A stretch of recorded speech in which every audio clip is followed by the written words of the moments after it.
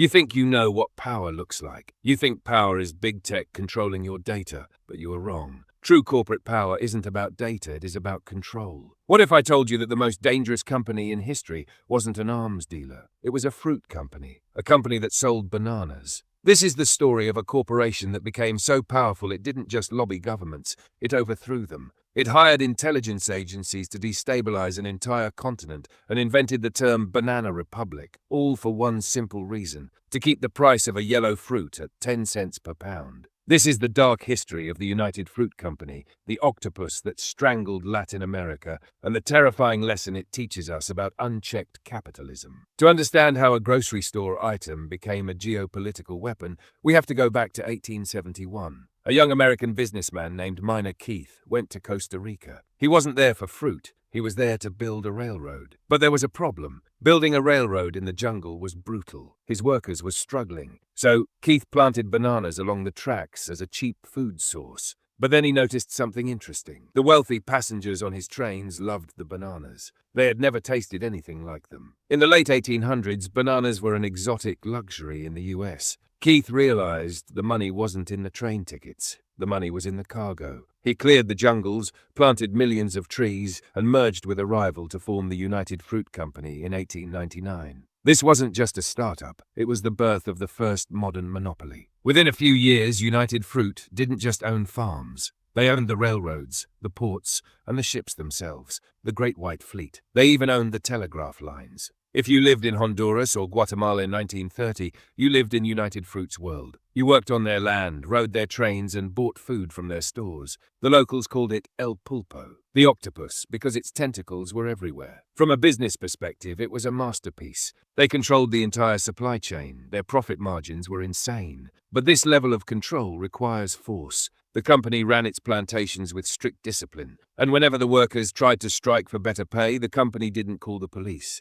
They called the military. In 1928, workers in Colombia went on strike. United Fruit lobbied the US government, who pressured Colombia to act. The Colombian army intervened to stop the strike. It became a tragic historical event known as the Banana Strike Crackdown. And the company's stock price? It went up. But the real trouble began in the 1950s in Guatemala. United Fruit owned 42% of all the land in the country. Let that sink in. One foreign company owned nearly half the nation. But they only farmed a tiny percentage of it. They kept the rest empty just to prevent competitors from using it. Enter Jacobo Arbenz. In 1951, Guatemala elected Arbenz as president. He was a man with a simple idea: land reform. He passed a law called Decree 900. The government would buy the unused land from United Fruit and give it to poor farmers. It wasn't theft. He offered to pay for it. He asked United Fruit, "How much is this land worth?" Now here is the catch. For years, United Fruit had been undervaluing their land on paper to avoid paying taxes. So President Arbenz said,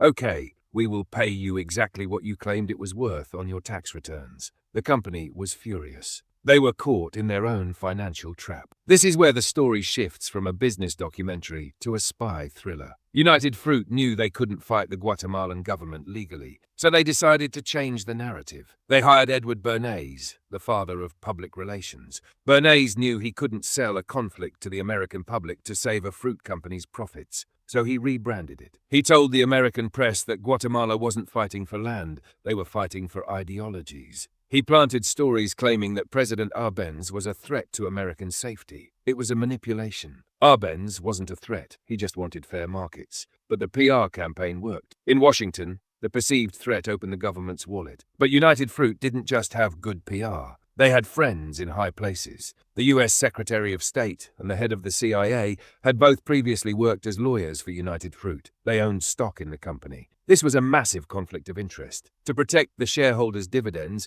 the US government authorized a covert operation, Operation PBSUCCESS. The CIA trained a rebel force and provided air support. They flew planes over the capital city, dropping psychological warfare leaflets. They jammed the radio stations, which were owned by United Fruit, to spread panic. President Arbenz, isolated, was forced to resign. The result? A new military leader took over. His first act? He cancelled the land reform. He took the land from the poor farmers and gave it back to United Fruit. The company's profits were safe. The shareholders in Boston celebrated. But Guatemala fell into decades of internal conflict. An entire country was destabilized so that the stock price of a banana company wouldn't drop. This is the dark side of commerce. When a corporation becomes powerful enough, it stops playing by the rules of the market and starts rewriting the rules of reality. You might think, well, that was the 1950s. But in the 1970s, United Fruit rebranded to Chiquita Brands International. In the 1990s and early 2000s, Chiquita was operating in Colombia during a conflict. To protect their banana plantations,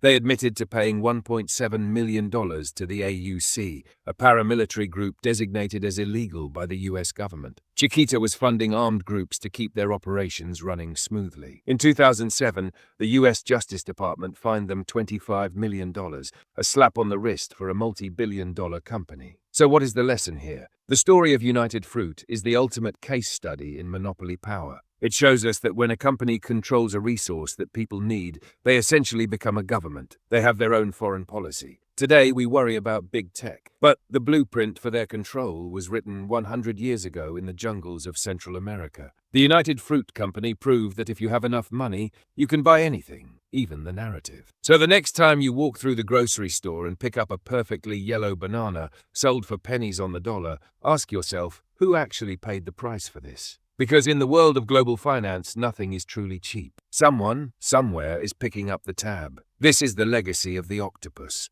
And the octopus never really went away. It just changed its logo. But here is the most terrifying part of this story. United Fruit didn't die. The business model just evolved. Look around your room right now. Look at the phone in your hand. Look at the package on your doorstep. United Fruit controlled the railroads to choke their competition. Today, Amazon controls the delivery network. United Fruit controlled the telegraph wires to silence the truth. Today, algorithms control what news you see on your feed. The tactics of 1954 haven't disappeared. They have just gone digital. We look back at the banana republics and think it was barbaric. But are we really any different? We tolerate sweatshops, we ignore supply chains, and we let corporations write our laws, all because we want our products cheap and delivered overnight. We didn't stop the octopus, we just let it grow new tentacles. This brings me to the question of the day, and I really want to read your answer in the comments. Is it ethical for a corporation to be more powerful than a country? Some people say this is just the free market at work, that efficiency justifies the cost. Others say it's a crime against humanity. If United Fruit existed today, would they be heroes of Wall Street or villains? Go down to the comments right now and let me know what you think. The best comment will get pinned. If you enjoyed this deep dive into the dark side of capitalism, you are in the right place. This channel, Wealth Archives, is dedicated to exposing the financial secrets that shaped our world, the stories they intentionally leave out of the history books. We are building a community of critical thinkers here, and I want you to be a part of it. So hit that subscribe button and turn on notifications. We are just getting started, and you do not want to miss the files we are opening next.